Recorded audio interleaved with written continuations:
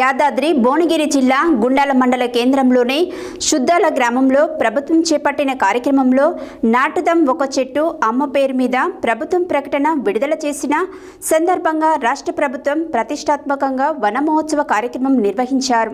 ఈ సందర్భంగా సంకల్ప స్వచ్ఛంద సేవా సంస్థ వ్యవస్థాపక అధ్యక్షుడు బత్తిని మహేష్ గౌడ్ మాట్లాడారు.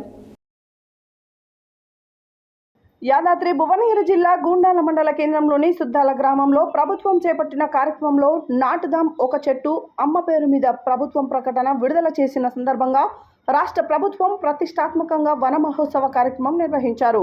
ఈ సందర్భంగా సంకల్ప స్వచ్ఛంద సేవా సంస్థ వ్యవస్థాపక అధ్యక్షుడు బత్తిని మహేష్ గౌడ్ మాట్లాడుతూ ప్రజలకు పర్యావరణ పరిరక్షణ కోసం చైతన్యం చేస్తామని, ఇంటికో చెట్టు ఊరంతా వనం అనే నినాదంతో ముందుకు పోతామని, ప్రతి ఇంటికి ఒక చెట్టు నాటుకోవాలని, పచ్చదనం దిశగా ప్రయాణం చేద్దామని విద్యార్థులకు ప్రజలకు పిలుపునిచ్చారు.